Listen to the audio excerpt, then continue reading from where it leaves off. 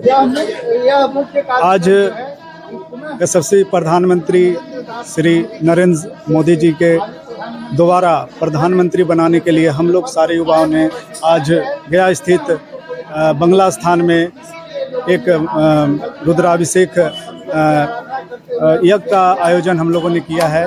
इस यज्ञ के माध्यम से हम उनको फिर से प्रधानमंत्री के रूप में देखना चाहते हैं और इस स्थल पे ये बहुत ही दिव्य स्थल है और इस स्थल पे जो भी मनोकामना लोग मानते हैं वो 100% सत्य होता है। तो इसी आशा के साथ हम लोगों ने आज सभी देवी देवताओं का उनका आशीर्वाद लेने आए हैं और हम कामना करते हैं कि अगला 5 साल फिर से मोदी जी ही आएंगे और पूर्ण बहुमत के साथ ही आएंगे। और सभी युवाओं से अपील करना चाहते हैं कि देश के निर्माण के लिए ये सही कदम है और सभी युवा एकजुट होकर एक साथ मोदी जी का हाथ बढ़ाएं और ये देश को मजबूत बनाएं। मैं डॉक्टर वी डी शर्मा गया। बंगला स्थान मंदिर में ये जो भीड़ आप देख रहे हैं, यह आयोजन जो है यहाँ के स्थानीय नेताओं के द्वारा हुआ है जो मोदी जी के समर्थक हैं और देश में लोगों को ये जनाना चाहते हैं कि वास्तव में राष्ट्र का कल्याण करने वाला है तो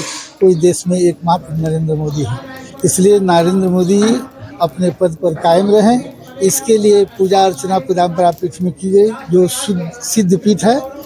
पूरे भारतवर्ष के प्रमुख 3 पीठों में से एक बंगला स्थान भी है जहाँ सहस्त्र दल कमल पर मंत्र पूरा हुआ है, जहाँ तंत्र साधना के द्वारा मनोवांछित फल की प्राप्ति होती है। यही कार्यक्रम यहाँ हुआ है, अभिषेक हुआ है और पूजन शंकर जी का हुआ है और हवन का कार्यक्रम नेताओं के द्वारा यहाँ निर्धारित किया गया है।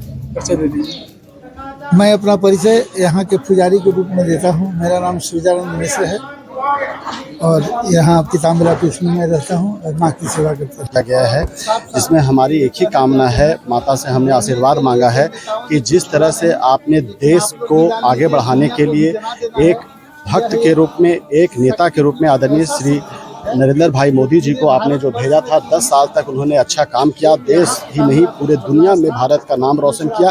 यही हम उनसे कामना करने आए हैं आज कि अगले 5 साल के लिए भी आप ऐसे ही एक सशक्त नेता को देश पर फिर से दोबारा प्रधानमंत्री बनने का आप मौका दीजिए। और इसमें हमारे जो देवी देवता हैं उनके आशीर्वाद की हमें ज़रूरत है कि आप देख रहे हैं कि आज के डेट में चाहे वो आंतरिक हो चाहे बाहरिक हो, इतनी सारी समस्या, चाइना हो, पाकिस्तान हो, इंटरनल आप हमास की समस्या को देख रहे हैं, तो इस तरह की कई ऐसी समस्याओं को से भारत जूझ रहा है। लेकिन इन सारी समस्याओं का एक ही जवाब है नरेंद्र भाई मोदी जी।